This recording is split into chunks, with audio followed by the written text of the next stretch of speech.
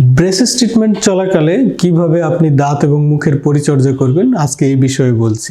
সুপ্রিয় দর্শক, আমি doctor Sumit Ranjan Basak, specialist dental surgeon এবং অর্থোডন্টিস্ট, সহকারী অধ্যাপক হিসেবে ঢাকা ডেন্টাল কলেজ এবং হসপিটালে কর্মরত আছি। যেটি বলছিলাম, ব্রেসেস ট্রিটমেন্ট চলাকালে আপনার দাঁতের একটু এক্সট্রা কেয়ার প্রয়োজন হয়। কারণ হচ্ছে ব্রেসেসগুলো যেহেতু দাঁতে বসানো থাকে, এটা কিন্তু ক্লিনিংয়ে একটু ডিফিকাল্টিস হয়। প্লাস আরও যে সমস্ত ইস্যুগুলো আসে, অনেক সময় তারগুলো শার্প হয়ে থাকে, সেগুলো অনেক সময় আপনার মাড়িকে আঘাত করতে পারে। এর পাশাপাশি খাওয়া দাওয়ারও একটা রেস্ট্রিকশন থাকে। এই বিষয়গুলি আজকে বুঝিয়ে বলছি। প্রথমে আসি যে আপনি কিভাবে ক্লিন করবেন। এখন অনেকেই মনে করে যে ব্রেসেস লাগানো থাকলে, যেহেতু তার দেওয়া থাকে, এটা ক্লিন করা যাবে না। আসলে সেরকম নয় ব্যাপারটা। এটা আপনি অবশ্যই ক্লিন করতে হবে এবং অন্যান্য সময় যদি আপনি 2বার ব্রাশ করে থাকেন, এই ক্ষেত্রে আপনি খাওয়ার পরই আরও সুন্দর করে ব্রাশ করবেন। কারণ এই সময়ে খাবার জমার প্রবণতাটা আরও বেশি থাকে। তো সেই ক্ষেত্রে আপনি যেটি করবেন যে একটি নরম সফট ব্রাশের সাহায্যে আস্তে আস্তে, আমরা যেটি বলি যে উপরে নিচে ব্রাশ না করে একটু সাইড সাইড করে করলে এই ক্ষেত্রে বেশি ক্লিন হয়। এমনিতে হেলদি টুতে আমরা যেটা বলি যে উপরে নিচে ব্রাশ করা উপকারী, তবে এই ক্ষেত্রে কিন্তু একটু সাইড টু সাইড মুভমেন্ট করলে আপনার যেটা হয় যে পরিষ্কারটা ভালো হয়। আরও কিছু ব্যাপার আছে যে ইন্টারডেন্টাল ব্রাশ পাওয়া যায়, কিছু ব্রেসেসের জন্য ছোট ছোট ব্রাশ পাওয়া যায়। সেগুলো যারা একটু ক্লিন করতে ডিফিকাল্টিস ফিল করেন, তাদের ক্ষেত্রে আমরা এগুলো সাজেস্ট করি। তবে বেশিরভাগ ক্ষেত্রেই সফট এবং ছোট হেডের যে ব্রাশগুলো, মাথা ছোট, এইগুলো দিয়েই বেশিরভাগ রোগী কিন্তু ক্লিন রাখতে পারে।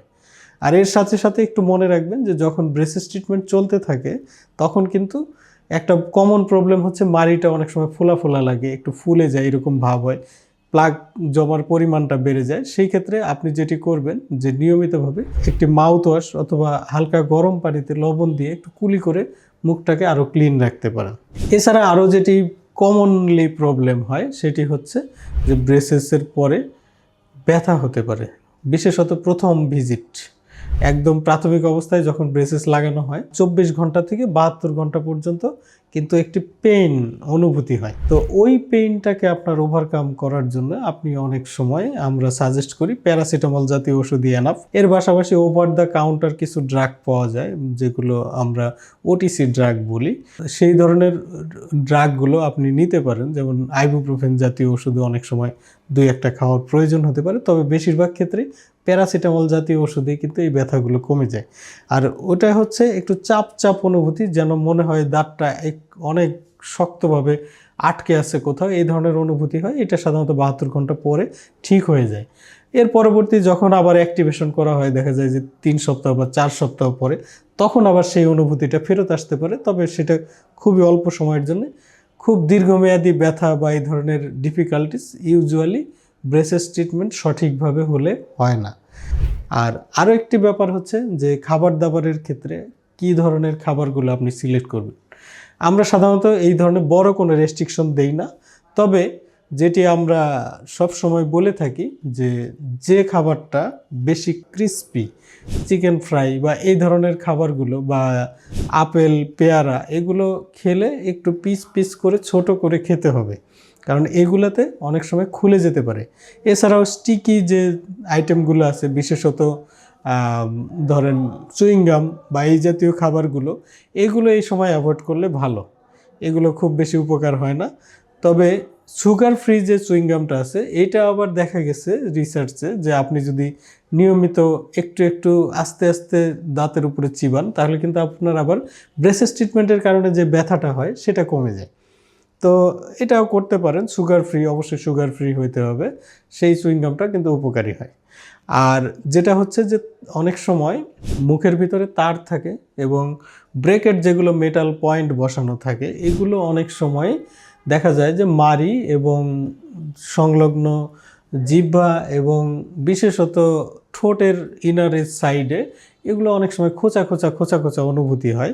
তো সেই ক্ষেত্রে যেই শার্প যদি লাগে, আমরা সাধারণত যেটা করি যে অর্থোডন্টিক ওয়াক্স, এক ধরনের এটা স্টিকি একটি ওয়াক্স বলতে মানে মোমের মতো জিনিস আর কি, এটা আমরা ব্যবহার করতে সাজেস্ট করি। তো সেই ওয়াক্সটা আপনি ব্যবহার করতে পারেন।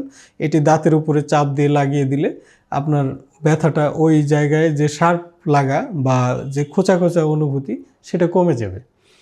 আর এর সাথে সাথে আপনার আরও যেটা হতে পারে যে অনেক সময় এই ব্রেকেটগুলো বা এই পয়েন্টগুলো বা মেটালের যে এক্সটেনশনগুলো বা তারটা খুলে যেতে পারে।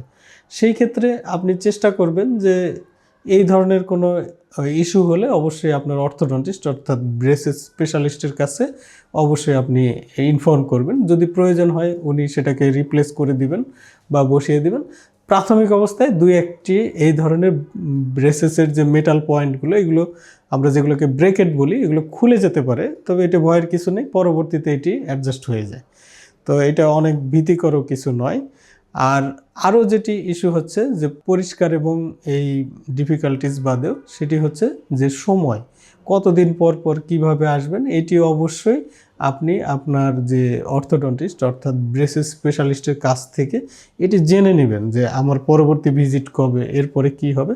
এবং অনেক সময় দেখা যায় যে দাঁত তুলে ফেলার প্রয়োজন হয় ব্রেসেসের সাথে, সেইগুলো আপনি জেনে সেই অনুসারে আপনি প্ল্যান করে যদি ট্রিটমেন্টটা শুরু করেন বা ট্রিটমেন্টটা চলে, তাহলে কিন্তু খুব বেশি ডিফিকাল্টিসের সুযোগ নেই।